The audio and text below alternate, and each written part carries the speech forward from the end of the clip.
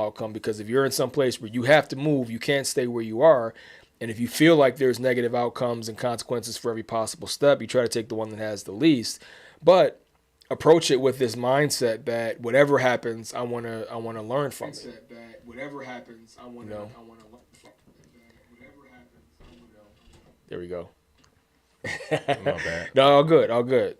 Yeah, so yeah, whatever happens, man, positive or negative, we're looking for those opportunities to have a lesson come from it and see what we can take from those situations, right? Man, I love that. I gotta apologize. When I started the live stream, it didn't come on right away. So we probably got about 20 minutes in it before it actually started recording. Oh, got you. I didn't know that. Okay. I didn't know either. Gotcha. It wasn't on, so I have no idea what's going on. So we'll see. So I don't even know if we should start all over. So my bad, because I think we're about 18 minutes out, man. I had it at 7. I don't know what happened. So I'm sorry if anybody was. We may not have some of the live chat, but we could still discuss it though. Yeah, So I don't know if I don't want to rehash or whatnot, but I think that going back to what you're saying about as far as the experiences of consequences and whatnot, of us being very, very aware. I think awareness is a big key of what the awareness and the foresight of what's to come. And I want you to kind of touch on that again about the outliers that are probably a part of the process that you didn't think about, before choices were made. Can you talk about that again a little bit? Yeah, because I mean, you mean like outliers as far as like the things you don't anticipate? Yeah. You don't know what you don't know, right? Yeah. And it's like you think back to, I don't want to reference Rumsfeld's speeches necessarily, but things like that there's going to be things that things you don't, and until you act, sometimes you can't avoid the lesson that you're going to get that only comes with action. So you got to do something. We're here to move. We're here to change our environment and our world around us, not to just sit here and be a witness and be a tree. We're not tree, we're people. And in doing that, we have to take actions. And yeah, you do the best you can to try to anticipate, try to guess what some of those actions and outcomes may be, but you can't predict everything. That's just the nature of this world. You do the best you can and hope for the best. But, when you have some kind of consequence that strikes you that you weren't prepared for, you didn't anticipate, learn from it, right? Try to understand, how did I miss that? And how do I try to prepare going forward? But I want to be very cautious. As I said, like, this is kind of diving into some of the things that's really been on my mind a lot the past week or two. You do want to take note of the lesson as much as you can. And you want to utilize that lesson. Humans have this capability, right? And it's a survival mechanism. When you experience pain is, you hear the saying all the time, pain is a great teacher. You experience pain. The normal human response is, whatever I did that caused me pain, I'm probably going to try to avoid in the future, right? You tell a child, don't touch a hot stove. You tell them 5, 10, 20 times, and until they actually make a mistake and touch it one time and it burns their hand, that's when it really sears into their mind, pun intended, sears into their mind like, okay, I shouldn't touch this and I'm not going to do that again. So sometimes you might get what you feel is a negative consequence or a negative experience out of something. And again, I think human survival mechanisms will tell us that once you've experienced pain, it usually tells you to try to avoid doing something again. But I think that the more mature you get, the further you get down your path, that you can't always let pain you've experienced in the past limit your decision making and your judgment for future events.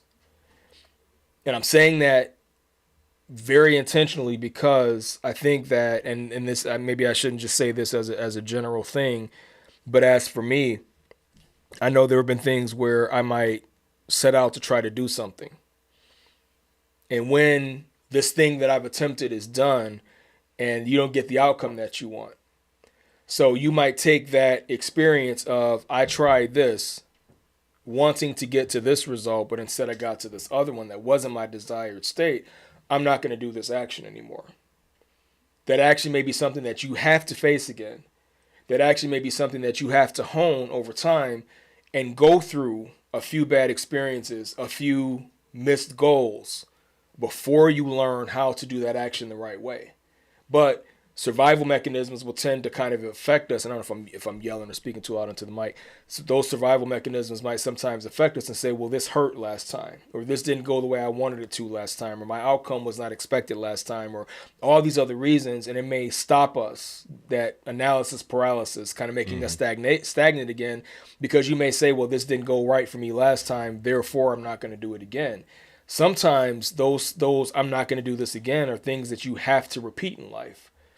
You can't things you can't just walk away from and say I'm never. You might be walking with your child and you make a mistake and you trip your child up or step on their foot. I'm never. You're going to never walk with your child again. No, you take that and this hurt. This was painful. I'm sorry this went this way, but I'm never going to not walk with my child again because I tripped them by mistake or something happened and they got hurt. Yeah, exactly. Take the lesson, but sometimes it might mean don't do something again.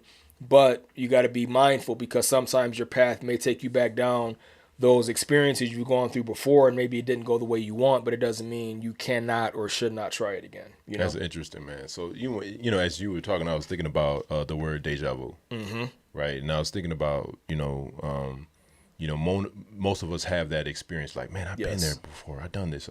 I've saw this moment in time. So that happens to me. Not much lately, but it does happen from time to time. That's those times where you can say, okay, if this happened, what can I do differently? Right? You know what I'm saying? It's kind of a non-avoidable certain times. Like what can I learn? It's the teaching element from the consequences or whatnot. And what we talked, I don't know if we got this recorded, but we were talking about being afraid of consequences, and when you're afraid of consequences, what choice are you going to make? Yes. Right. Or like consequences is screaming, you have to make a choice. Right. Consequences are saying, hey, whether you like it or not, you're going to have to make a choice. Right. And I think that's something that we really, really, really have to slow down. And this is the thing, going back to awareness. Consequences is, in my mind, is a mature approach to establishing a framework of I said mature already, but maturity, because it's a result. Now you have that result in your hand. What are you going to do with it? Right. I think you talked about that a little bit early. So, we were talking about logical consequences, right? When we talk about logical consequences, it said it's a scarecrow to fools and beacons for the wise. Thomas Huxley said that, right? And I was thinking to myself, like, wow, you know what I mean? If it's a beacon, that means that them consequences are that learning tool. Absolutely. And if it's a scarecrow to fools, that means they run from the consequences. Right. Basically, it's going to happen again. Yes. You're not learning from the consequences, right? You're going to, and the next time you come to this same outcome, right? Will you make the same choice again in some type of way, right? You can't run from it. You can't run from. You gotta face it. Right. And that's why I kind of look at consequences like one of those. I think we use it a lot, and I think we use it negatively. And once again, we brought this up earlier, but I think we should touch on it again. Just saying that from a negative standpoint, but consequences definitely have a two-sided approach to it. There's a positive and a negative side. It does. But I think we're just so conditioned to looking at it as a negative that you don't see the value in the reward. Right. There's a reward to consequences as well. Right. The consequences is just, it's a result. It's an end result. Going back to what you said, it's an outcome. But we choose to use the word consequence because it sounds so threatening. Right. Right. For sure. You know, For sure. it's going to be consequences, like you said earlier. Consequences, you know what I mean? repercussions. There you go. Yeah. Yeah, go ahead, bro. And people wield that sometimes, right? Because you see this in a lot of different circles, man. I mean, this can happen in regular social circles. This can happen in politics. This can happen in religion. This can happen in workplaces. This can happen in all different kind of places where somebody may wield a consequence or the threat or the fear of what a certain consequence may be in order to affect your decisions or to influence you and the way that you act or that you carry yourself, right? So there has to be, and again, we are circling around, and we for sure will touch on fear, but when you have fear of a certain outcome, your fear of a certain outcome can then be wielded against you to influence or manipulate you into a certain decision. So if you're sitting there and you're so fearful of some certain given outcome, especially if it's inevitable or if it's, probably something that has to happen, but then somebody, because it's like, I don't like to use TV references all the time, but there was like the show I was watching and it was that kind of thing, right? This guy got approached by some other dude that kidnapped his family and basically said, you either go into this place and you set off this bomb or we kill your family. So things like that where, okay, now this man is worried and trying to think in terms of protecting his family. So this person was able to successfully make him go and do this other act that he didn't want to do because he was fearful of this other outcome. So extreme example, but how consequences can be weaponized, I think you said, right? To kind of force you, manipulate you, or control you into having a certain outcome. Now, I think another thing that we have to kind of be mindful of, again, as people, is when we are using consequences or past experiences to shape our future decisions, the danger that a lot of times we don't see is that we think, a lot of times we think we know what action led to a consequence, but a lot of times we're wrong, right? I may be faced with a situation at my job that's something that's a recurring thing in my job. If I have to go and do some check on this part and make sure that it goes the right way, if I go and I go and check my part and I'm taking my measurements and trying to make sure it matches the quality specs and everything else, and then I pass this part and then it gets, later on to some other person that's auditing down the line and say, no, you did it completely wrong, Gary, this was messed up. If that's my job, I can't let that bad experience say, well, I'm never going to touch that again because I messed up. Yeah. Right? Agreed. You have to. You're going to have to engage again, and you can't let that bad experience lead you to say you're not going to do anything. But then too, I may think, oh, I missed this audit because I didn't measure this other side that I was supposed to. That might not be it at all. Yeah. You might have been using the wrong spec. You might have been using the wrong tool. It could have been any other thing. So you trying to do this, and it, not saying it's a bad thing to kind of do that post-mortem, that, okay, this issue, this problem happened, go back and look at what led to it, do that. But be careful that you're not making a decision to say, well, I'm never going to do this again, or I'm going to, try to approach this differently because when I did A, B happened. Well, maybe B happened, but it wasn't because you did A. Maybe it was because of something else down the line that you didn't see, or some other action you did you're not aware of that had the effect of that consequence, right? So we got to be very careful. It's use wisdom when it comes to using past experiences, past consequences to help us in making future decisions, but also be open-minded in case, make sure you have all the data before you use that to kind of be your only decision, the only factor in whatever decision you have to make in the future. I love that, man. Yeah. I love it. I think to add to that point, I was thinking about the missed opportunities. Right. Because when you, I think sometimes what we do is, we were talking about this earlier. We just want to feel better. We didn't. Right. What happens when you just want to feel better? You don't realize you created your own limitations. Because those consequences, what those consequences. What it reveals strengths and weaknesses. Mm-hmm. That's what consequences do. Mm-hmm. And so what you don't have to do this, but in my mind, with those consequences, those are those growth mechanisms. That it's a growth mechanism to analyze, observe, and examine. Consequences are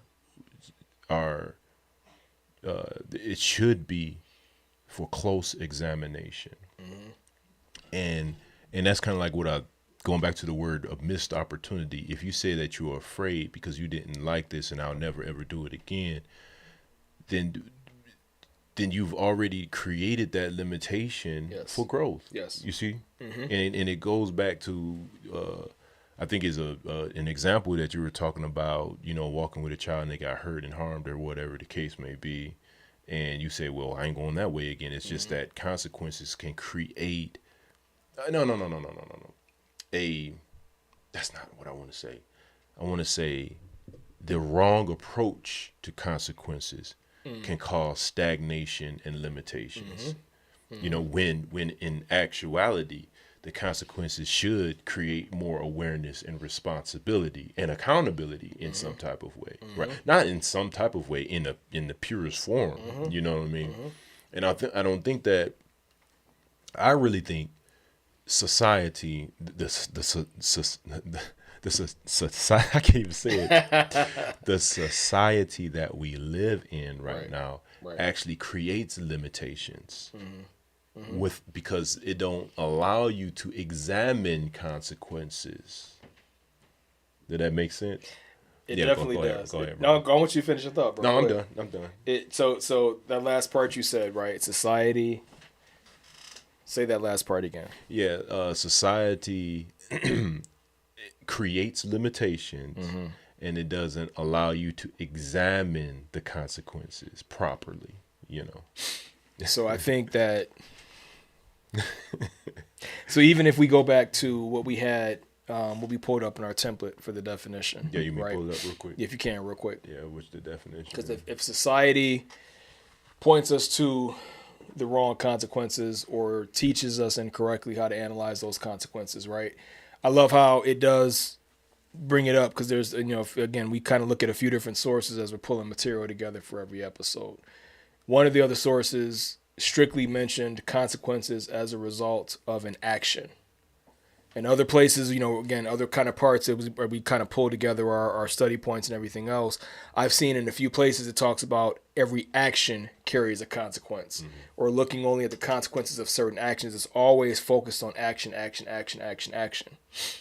And this is standing out to me because this is why the word consequences has kind of been in front of my mind recently, is because I've been realizing how I've fallen into this category. I've fallen into this category of saying, I'm going to set out and do this situation with this intended outcome. And if that outcome doesn't go the way you want it to, my mindset goes back to, okay, this action did not produce the intended result. So your post-mortem, your return analysis comes back and says, hey, you know, change this action. Go find some other action. Go find some other action. Go find some other action. You have some desired state you're trying to get to, right? But you're constantly looking at the actions to do something different. And I think that's kind of where there is that benefit of making you constantly bump your head against the wall because you're thinking actions, change actions. Not knowing that what really has to change is something that happens before you ever take your actions. Nice. Actions themselves are a consequence of your thoughts and of your mindset. So if I set out to do something looking for a certain result, Bro, and I'm doing what might be the right action, and this is how we get into, I think, this cycle of where there's, because I get flooded with this stuff on social media because I was in a place where I was looking at this stuff all the time. How did this person become a rich entrepreneur? How did this person become independent? How did this person become this and this? And they go and lay out, we did step A, B, C, D, and E, and if you do the same thing, you'll have the same outcome. And these people get extremely rich trying to resell the actions, do this step A, B, C, D, and E the way I did it. And if you do these same steps, you'll have the same outcome.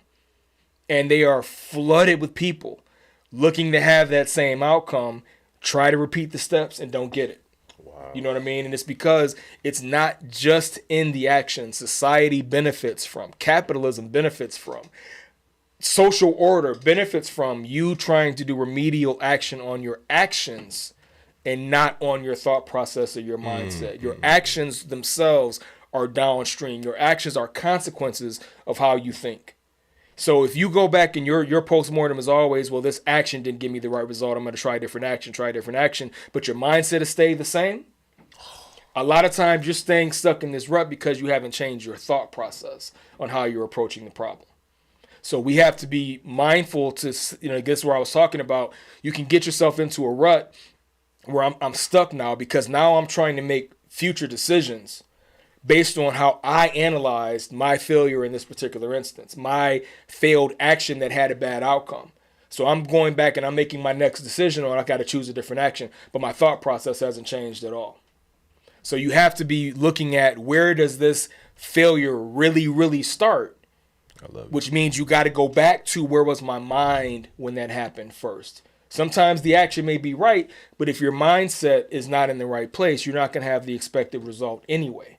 And it might, again, I know from our engineering background, our automotive background, I know how much the woo-woo spirituality stuff can sound, manifestation and everything else, but there's just too many real-world analogies. Like everything you see in the physical, and again, I don't want to get into this deep subatomic conversation, but everything we see is like 99.9% empty space, and you have barriers, electromagnetic barriers that are kind of like shape and make up the edge of one substance, where one touches another and everything else. This is mostly empty space. And if this is mostly empty space, everything that is visible to me is built up on all kind of little invisible things that I can't see. Yeah. And it's the same for thoughts and actions. I might see some visible action or a visible consequence and think, well, this visible consequence, again, consequences, cause and effect. This visible consequence must be tied back to this visible action that I took. Not seeing that it's the invisible mindset that fueled that action that's where you misstepped. You know what I mean? Not seeing not giving credit to and weight to the invisible thing behind it. I might have missed the entire root cause. I might have missed the entire way to really solve and get to the end of my problem because I'm so focused on I see this, so it must be a result of this other thing that I see, and a lot of times it's not. Wow. That makes sense? Bro, I don't have to say nothing else, man. To be honest with you, that was great. Hard life lessons in the past few weeks, bro. Right? I'm saying, Hey, we got a comment here. Get into it, bro. Someone needs it. Right? It's what it is, man. It's true. I mean, because it's you know this, and we've talked about it on the podcast a little bit, right?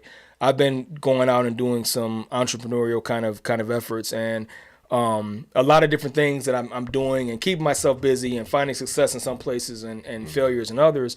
But that's been what it is. I've been looking at the mindset.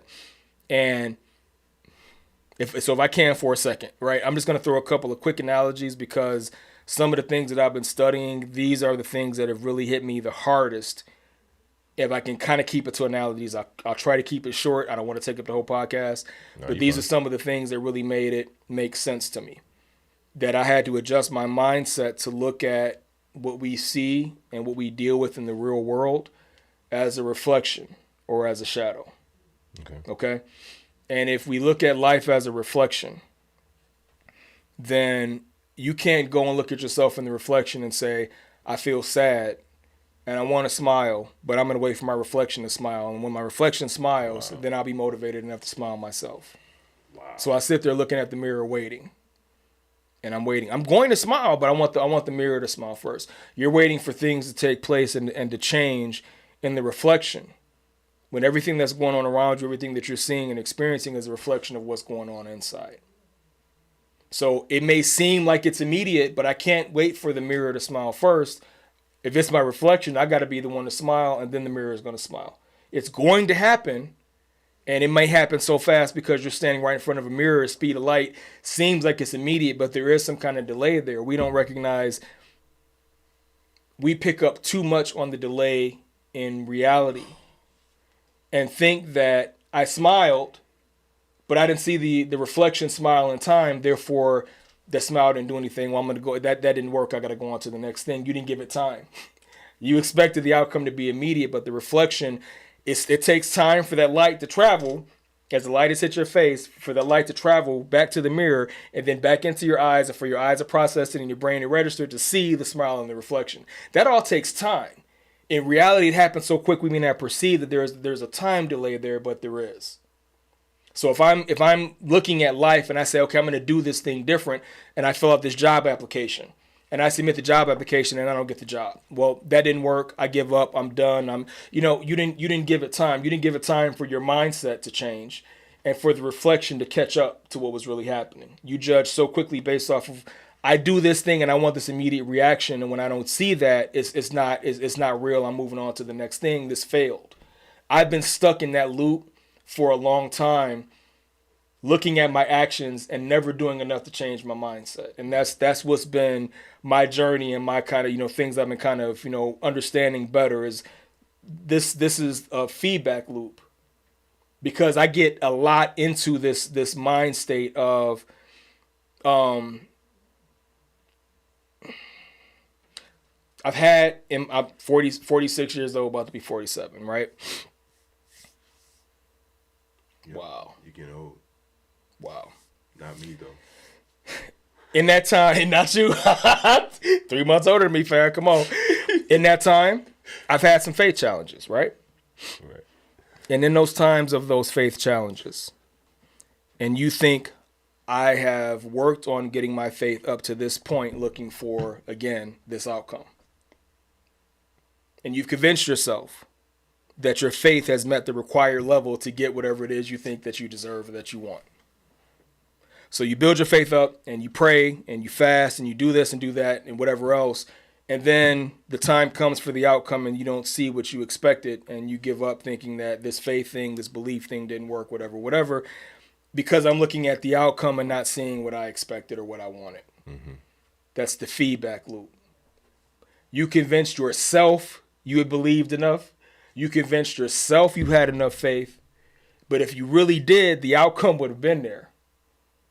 So when you don't see the outcome that you want and you think, well, I had enough faith, therefore this faith thing must not work, you're not using the feedback loop correctly. 100%. You got to look at life to tell you, to show you the measurement. It's the reflection. It's not the cause and effect that you think it is. It's the reflection. So if I think I had enough faith or belief to have this outcome, and I look at that outcome and it's not there, but I convinced myself I had enough faith, I got to look at that as the reflection, as the feedback. I convinced myself I had enough, but this reality, this feedback loop was telling me that I didn't.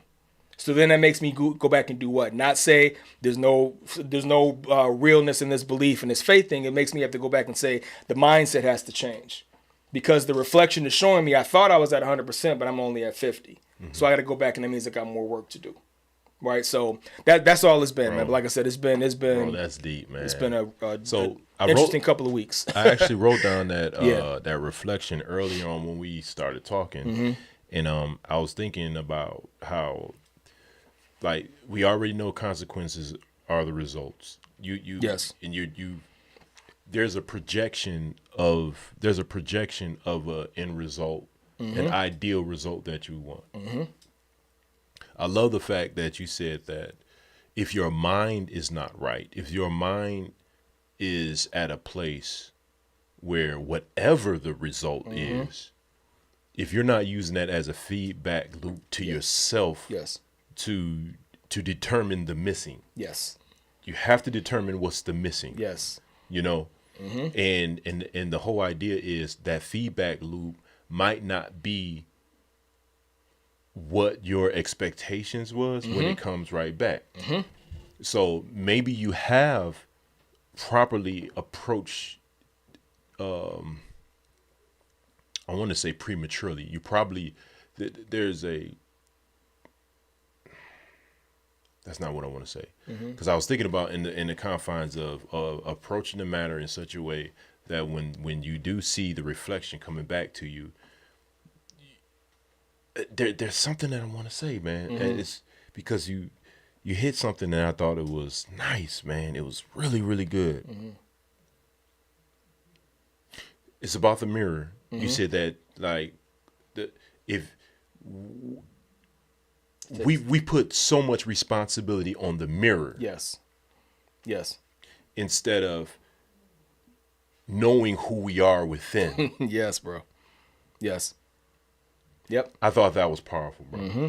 And to me, and that's kind of like how I look at ChatGPT. Mm-hmm.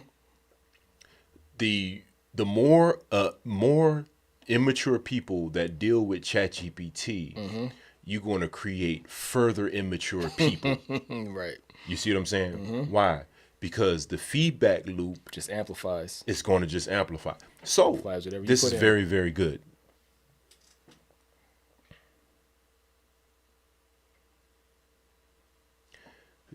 I think that there's a huge percentage of people use ChatGPT or any type of AI algorithms or whatever as a mirror on the wall. Mm-hmm. Who's the greatest of them all? Mm-hmm. You know what I'm saying? Tell me how beautiful I am. Mm-hmm.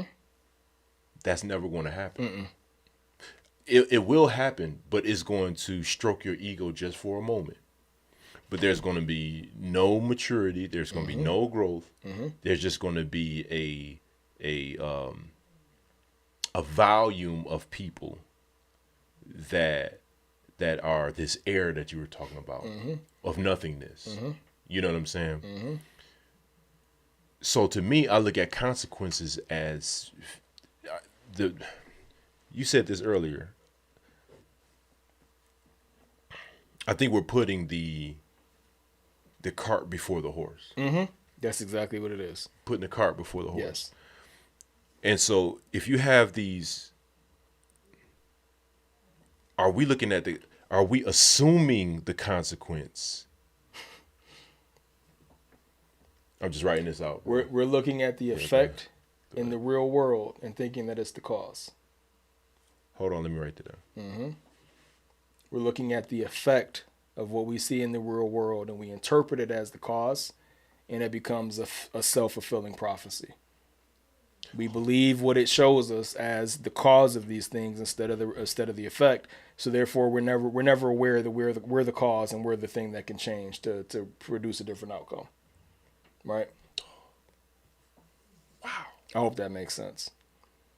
Like I said, it's been a lot of it's been a journey past few months because I love what you just said. It's why I start giggling when you said it. You said like, what am I missing? Yeah. And I don't do journaling necessarily, but I kind of write out some thoughts and some questions.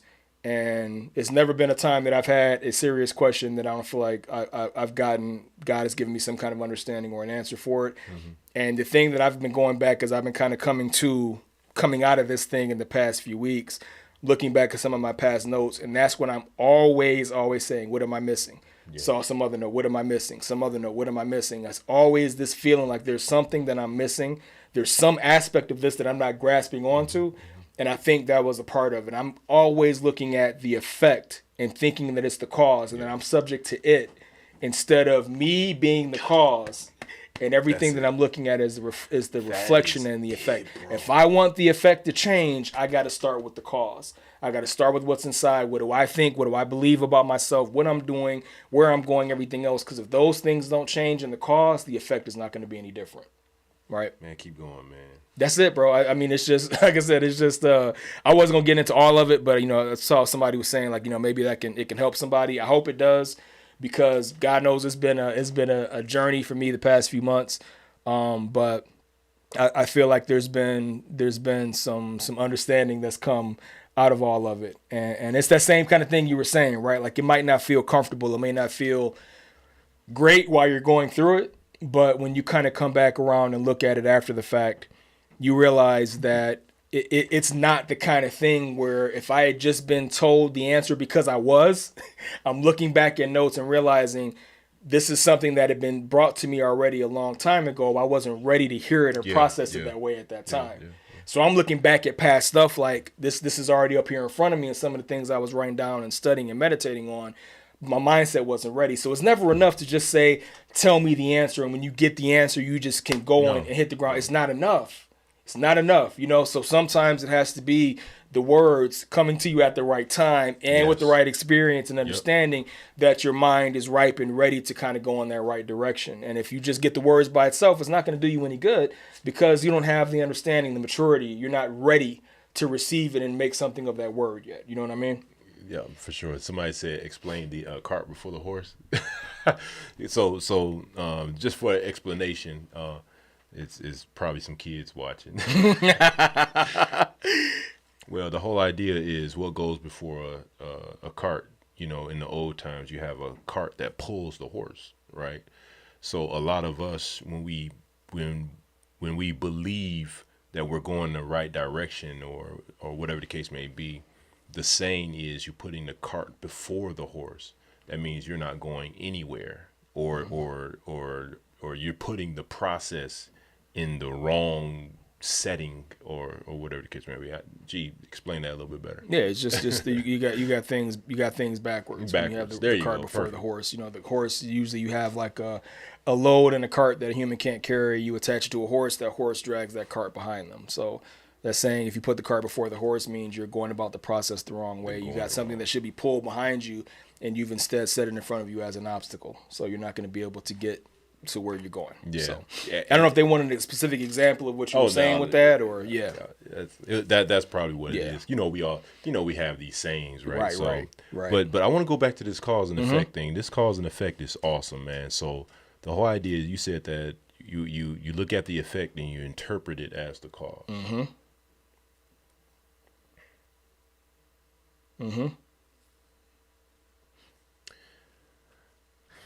I'm looking at the feedback loop of what life is showing me and thinking that this life is telling me something about me.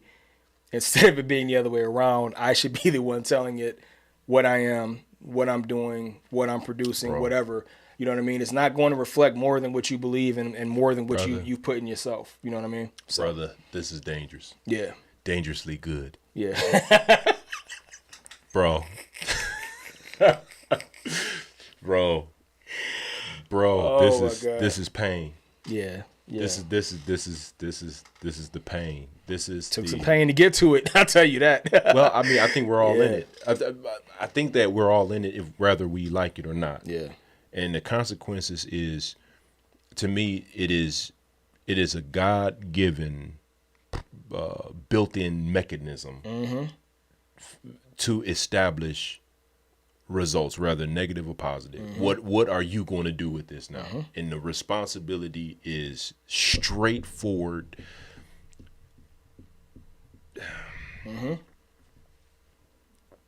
I'm still trying to get somewhere with this, and I don't want to keep up the call or anything like that. But I do believe that this is a conversation we need to address a little bit further, because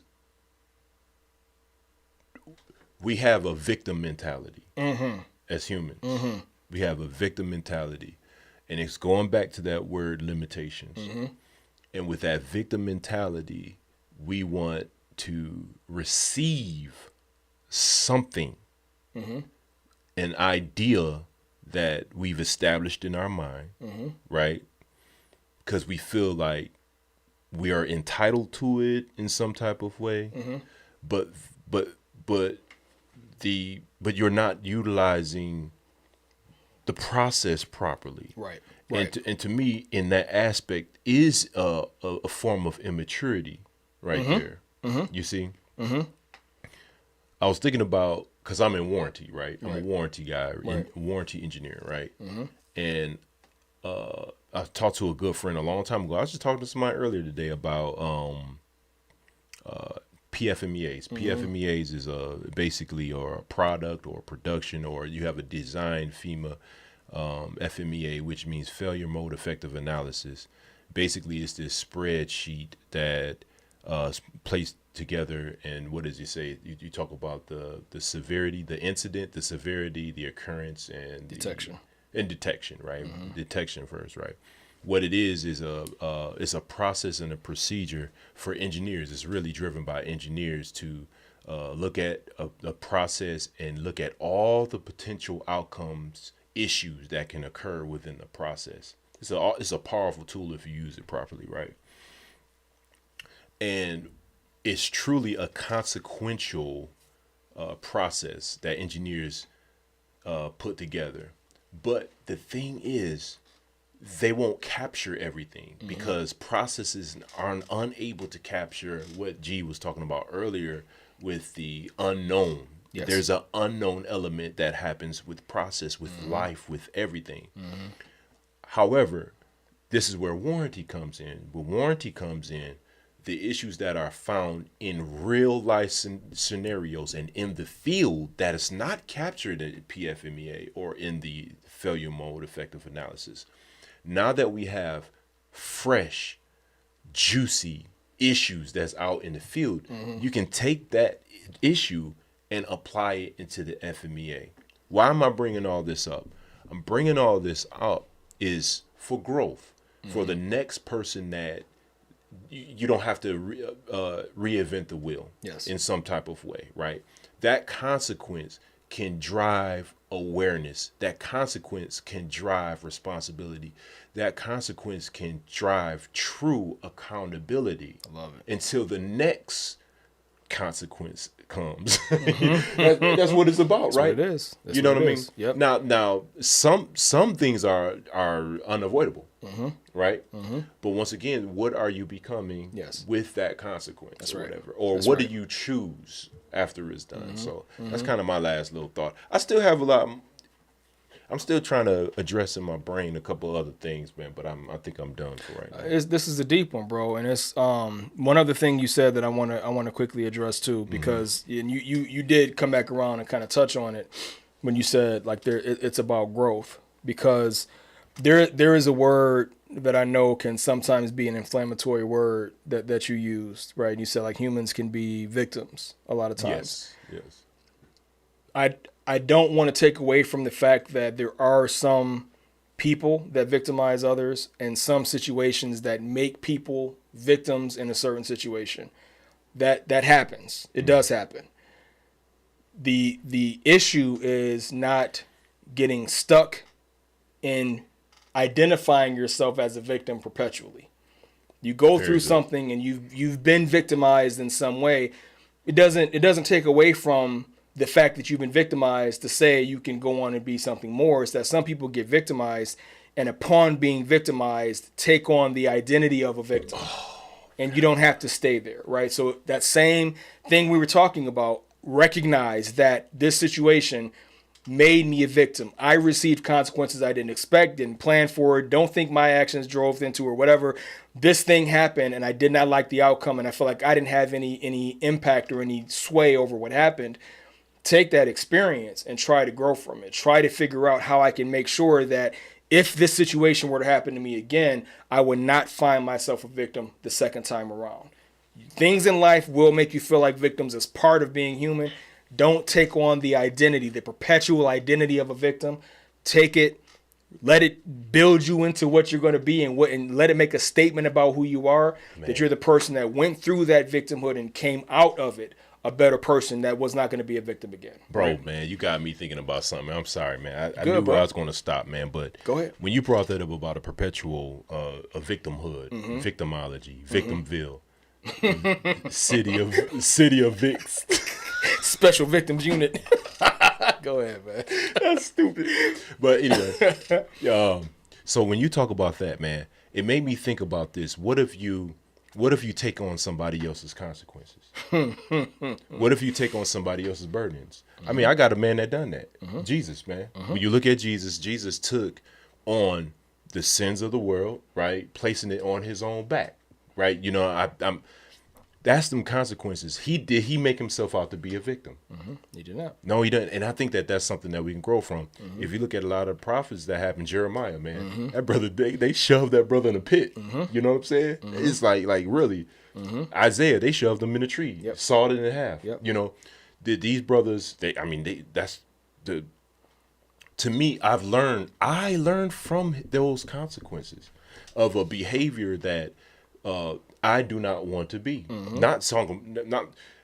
I'm not running from Isaiah and say that, well, if they did that to Isaiah, I'm getting away from them. No, Right, what I'm running away from is the mindset of the people who shove the prophets inside that tree. You see what I'm saying? When Jesus says, beware of the leaven, you think to yourself like that's not a hardcore deal. It is. If you really think about what he's talking about, man, he's talking about some really deep stuff, for sure. about being wherever or leaving. What did that leaven do? You know what I'm saying? I think that, are we taking on, when you take on somebody else's debt, somebody else's consequence, brother, that's straight up a mature level. That's getting up there, man. Absolutely. In my mindset, when you are able to take on someone else's travesty, so to speak, someone else's burden, right?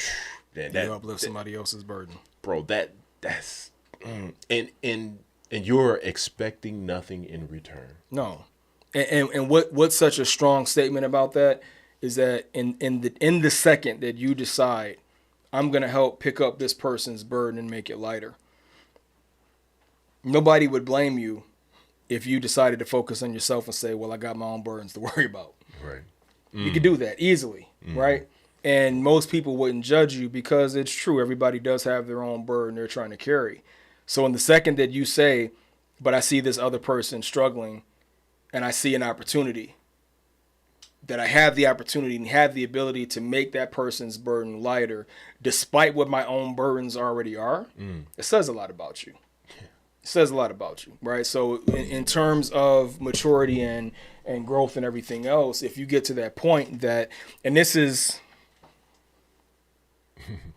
wow. You and I have talked about this a lot. I'm not going to go into the book, the specific reference, but when you look at positive versus negative, positive being serving other people, negative being serving yourself.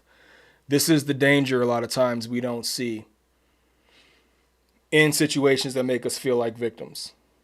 When somebody slaps you in the face and you got to turn the other cheek, when that person hits you in the face, when you get struck, when you get taken advantage of, when you get robbed, when you get done wrong, when you get gossiped about, cheated on, when you get all these other things happening to you, that take your eyes off of the people around you that you have the ability and the opportunity to help, and instead turn your focus on, well, I'm going through this and I need to, and again, I'm not at all downplaying having some me time, having some time to heal, but you can't stay there all the time. Beautiful. There is, yes, you need to heal, and yes, take your time to heal, but also recognize that there's others around you that also need to be healed and that you have the opportunity to help them heal. And sometimes for those people that are looking for companionship, looking for friendship, for loyalty, for trust, if you were to go out and to be that person that helps somebody else pick up their burdens, you're creating that bond. Yeah. Because somebody sees you had your own struggles you were going through.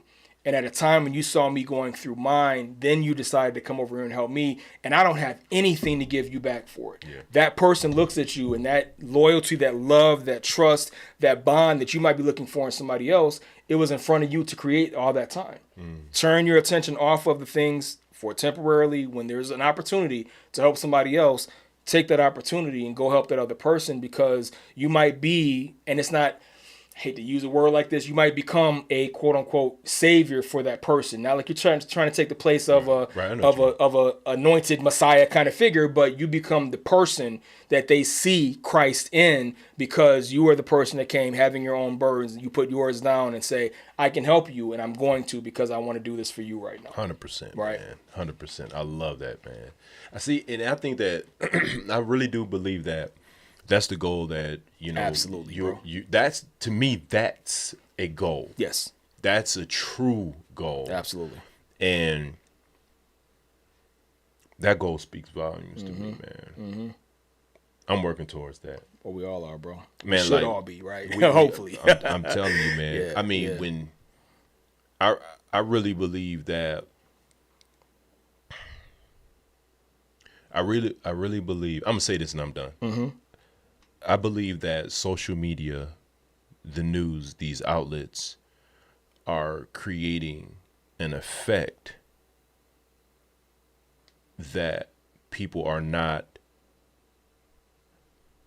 wise enough to investigate the true cause most of the time.